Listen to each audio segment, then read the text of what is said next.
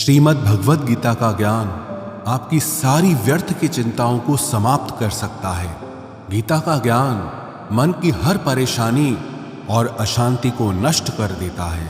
जब महाभारत का युद्ध आरंभ होने वाला था तो अर्जुन बहुत चिंता करने लगा कि मेरे गुरु और पितामह भीष्म और मेरे सारे रिश्तेदार, मेरे सारे मित्र इस युद्ध में सब मारे जाएंगे और ना जाने कितने बेकसूर लोग इस युद्ध में मारे जाएंगे, ना जाने कितनी स्त्रियां विधवा हो जाएंगी, सब कुछ बर्बाद हो जाएगा, इस शहर की सारी रौनक ही खत्म हो जाएगी।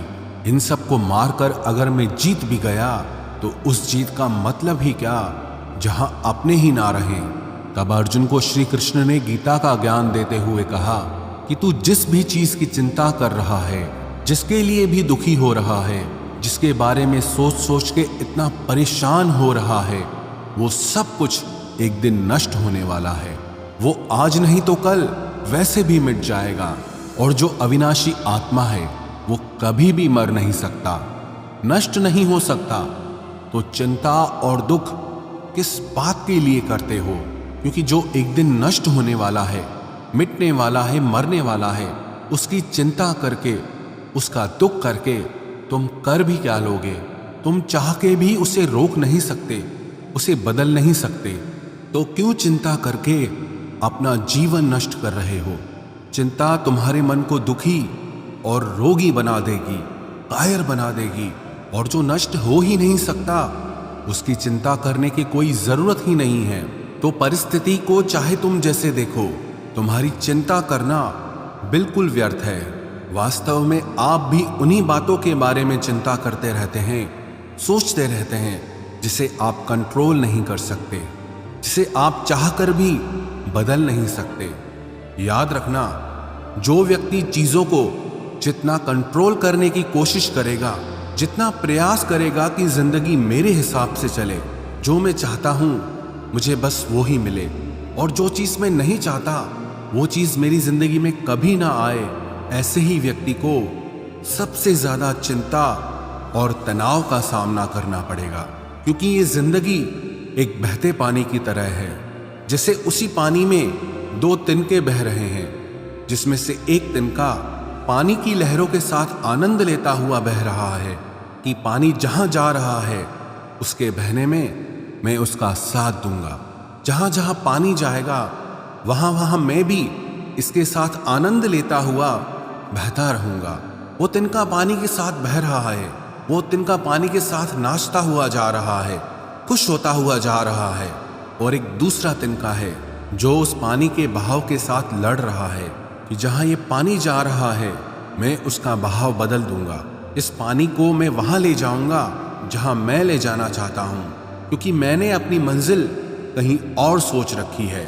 अब वो पानी के बहाव के साथ लड़ रहा है, किनारों से पत्थरों से टकरा रहा है, पर पानी के बहाव को वो बदल नहीं पा रहा, बल्कि जितनी कोशिश करता है पानी से लड़ने की, उतना ही दुखी और उतना ही परेशान हो रहा है।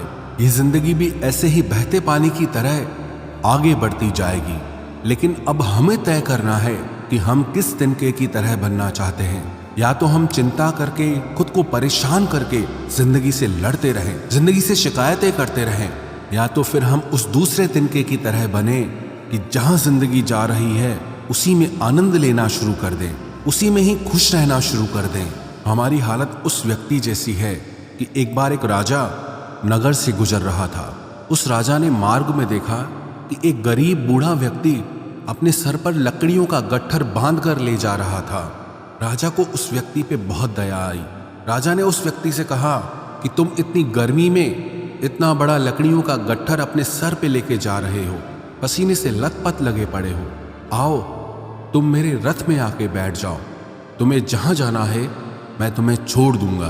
तो वो व्यक्ति कहने लगा, महाराज मैं बहुत गरीब आदमी हूं, मैं आपके रथ पे कैसे बैठ सकता हूं, मैं तो आपके आगे बहुत छोटा हूं। राजा ने कहा कि मैं छोटा बड़ा, अमीर गरीब नहीं मानता, मनुष्य को मनुष्य की मदद करनी चाहिए। अगर हमारे पास कुछ ज्यादा है और अगर किसी को जरूरत है तो उसे वो चीज जरूर देनी चाहिए।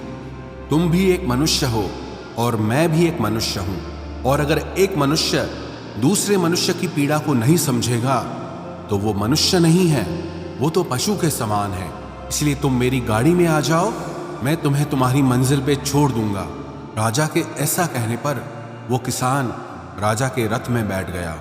जब वो रथ चलने लगा तब राजा ने देखा कि किसान के सर से अभी भी पसीना बह रहा है। तब राजा ने गौर किया कि उस किसान ने अपने सर से वो लकड़ियों का गट्ठर उतारा ही नहीं। राजा ने बोला कि तुम अपने सर पे ये लकड़ियों का गट्ठर लेके क्यों बैठे हो? अब तो तुम मेरे रथ में सवार हो, ये लकड़ियों का गट्ठर मेरे रथ पे रख दो, तुम आराम से बैठो। तो वो व्यक्ति कहने लगा, नहीं नहीं महाराज, आपने मुझे ही अपने रथ में बैठाया, मेरे लिए ये बहुत बड़े सौभाग्य की बात है। मैं अपनी लकड़ियों का वजन आपके रथ पे बिल्कुल नहीं आने दूंगा। तो उस राजा ने अपना सिर पीट लिया। यही कहानी हम सब की है। गीता में श्री कृष्ण कहते हैं कि अपनी हर चिंता, अपना हर दुख तुम मुझ पे छोड़ दो, मैं तुम्हारे हर दुख को दूर कर सकता हूं, मैं तुम्हारी हर चिंता को दूर कर सकता हूं। लेकिन यहां हर एक मनुष्य अपने सर पर चिंताओं की लकड़ियों का गट्ठर लेके घूम रहा है। हालांकि कर कुछ नहीं सकता, ताकत कुछ नहीं है, लेकिन इंसान अपना जोर चलाता रहता है। हर इंसान को लगता है कि सब कुछ मैंने संभाल रखा है, मैं अगर ध्यान ना दूं, मैं अगर कुछ ना करूं तो सब कुछ बर्बाद हो जाएगा, सब कुछ खत्म हो जाएगा। मैंने एक कहानी सुनी कि एक महल में एक छिपकली रहती थी। वो सब छिपकलियों की रानी थी। जब कहीं भी जाना होता था तो जो छिपकलियां उसके नीचे थी वो उन्हें भेज देती थी, वो खुद कहीं नहीं जाती थी। एक दिन सब छिपकलियों ने उससे पूछा कि तुम हमारी रानी हो पर तुम कहीं भी नहीं जाती, बस इस महल में ही बैठी रहती हो, ऐसा क्या कारण है कि तुम कहीं बाहर ही नहीं निकलती? तो वो छिपकली कहने लगी कि इस महल की छत को मैंने ही संभाल के रखा है, अगर मैं यहाँ से चली गई तो इस महल की छत गिर जाएगी। ऐसे ही हर किसी को लगता है कि अगर मैं नहीं रहूंगा तो कोई काम नहीं हो पाएगा। हर इंसान ये वहम पाले बैठा है कि सब कुछ करने वाला मैं हूं और सब कुछ मुझे ही करना है। हालांकि इतनी भी शक्ति हमारे अंदर नहीं कि हम अपनी सांस भी खुद ले सकें। वो प्रकृति ने ऐसा नियम बना रखा है कि हमारी सांसें अपने आप चलती है। अगर सांस लेने का काम हम पे छोड़ दिया जाए तो हम एक दिन भी जिंदा नहीं रह पाएंगे। इधर एक पल के लिए भी सांस लेना भूले और उधर मौत सामने आ जाएगी। और मनुष्य को सोचने की, चिंता करने की ऐसी बीमारी है कि वो सिर्फ आज की चिंता नहीं करता और ना ही सिर्फ अपने कल की चिंता करता है, वो अपने आने वाले 10, 20, 50 साल, अपने बुढ़ापे तक की, अपने मरने के बाद तक की भी चिंता करता है। और एक बात याद रखना कि जो लोग बहुत ज्यादा सोचते हैं, बहुत ज्यादा चिंता करते हैं, उनमें कुछ भी करने की शक्ति ही खत्म हो जाती है, क्योंकि चिंता करने में ही उनकी सारी ऊर्जा नष्ट हो जाती है। ये कलयुग है ना, इस युग में लोग सोचते ज्यादा हैं, करते बहुत कम हैं। कलयुग का मनुष्य स्वभाव से आलसी और सिर्फ व्यर्थ की बातें सोचता रहता है। जिसे करना होता है ना, वो ज्यादा सोचता नहीं है, वो उस कार्य को कर लेता है।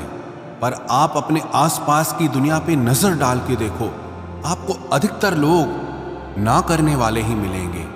आपको अधिकतर लोग वही मिलेंगे या तो व्यर्थ की चिंता करेंगे, या तो सिर्फ आलस्य करेंगे, या सिर्फ बहाने ही देते रहेंगे कि इस वजह से मैं जिंदगी में आगे नहीं बढ़ पा रहा, कि इस कारण से मेरी जिंदगी अच्छी नहीं हो पा रही।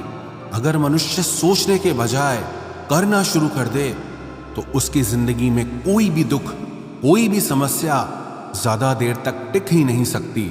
आपके पास दो रास्ते हैं, या तो अगर आपके जीवन में कोई समस्या है तो उसके समाधान में लग जाओ, उसके सल्यूशन में लग जाओ, और या आपको भविष्य में आने वाली किसी समस्या का डर है तो उसकी चिंता तो आप छोड़ ही दो, क्योंकि जीवन वैसे कभी नहीं चलने वाला है जैसा आप सोचते हैं। जीवन की एक अलग ही गति है।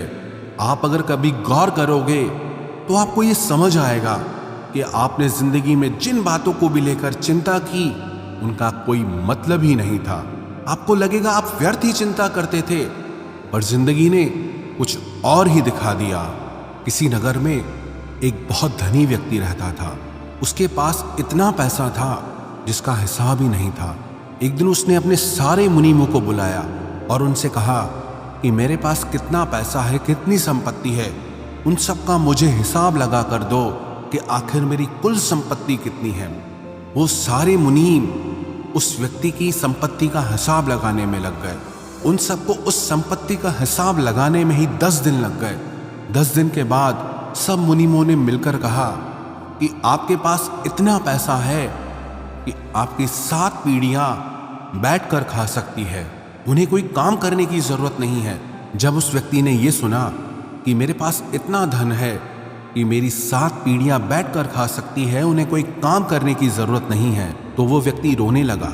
फिर सब मुनीमों ने पूछा कि आप रो क्यों रहे हैं, आपके पास तो अपार संपत्ति है।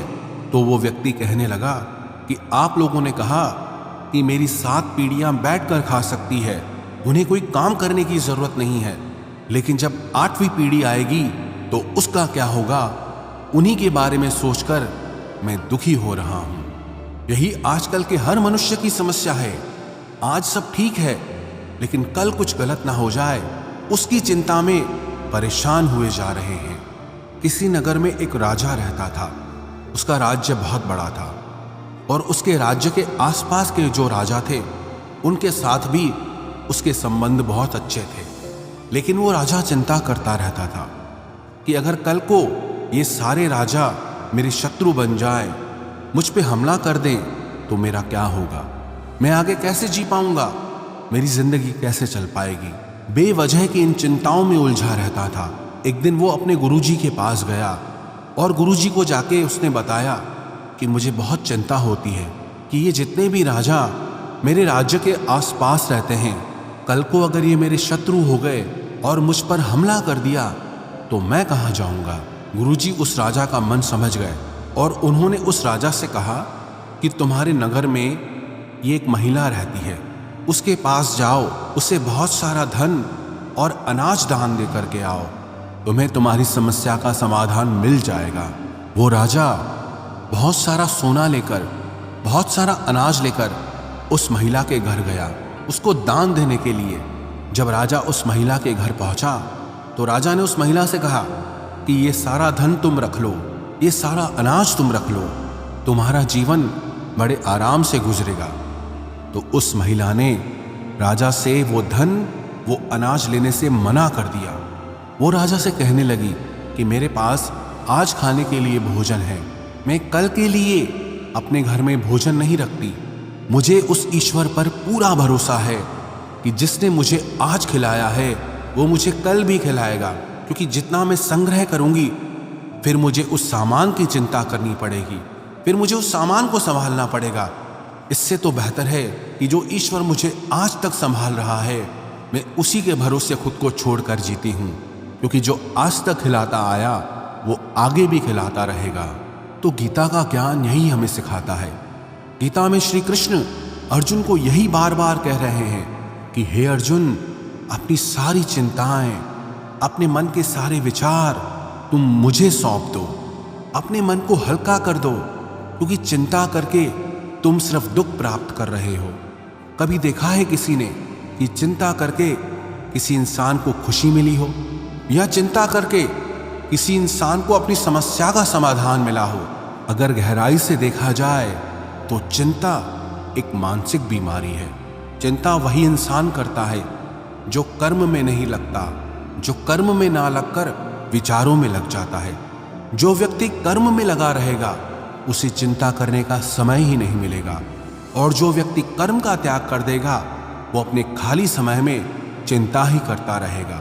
तो अपने आप को अपने कर्म में लगाओ, जैसे श्री कृष्ण ने अर्जुन को उसका कर्म याद दिलाया कि तुम्हें अपना कर्म करना है। ये सब सोचना विचार करना तुम्हारा धर्म नहीं है। तुम क्षत्रिय हो और तुम्हारा कर्म क्या है कि अधर्मियों का नाश करना, जो अन्याय करते हैं, जो अत्याचार करते हैं, उनको नष्ट करना, ना ही फालतू की बातें सोचना, क्योंकि वो तुम्हारा काम नहीं है। तुम दुनिया के भगवान नहीं हो, तुम कुछ कंट्रोल नहीं कर सकते, क्योंकि ये जीवन बस बहता जा रहा है। कब हम बच्चे से जवान हो जाते हैं, कब जवान से बूढ़े हो जाते हैं, और कब बुढ़ापे से मृत्यु की ओर चले जाते हैं, कुछ भी हमारे कंट्रोल में नहीं होता। यहाँ हर इंसान जीना चाहता है, कोई नहीं मरना चाहता। लेकिन फिर भी सबको मरना पड़ता है। यहाँ हर इंसान जवान रहना चाहता है, लेकिन फिर भी सब बूढ़े होते हैं। इस एक छोटी सी चीज को अगर हम समझ लें कि ये जिंदगी बस बहती जा रही है और हम इससे कंट्रोल नहीं कर सकते, बस जो हो रहा है उसमें अपने लिए एक खुशियों और आनंद से भरी एक जिंदगी हासिल करनी है, और वो जिंदगी लड़के या चिंता करके नहीं बल्कि खुश होकर जीनी है।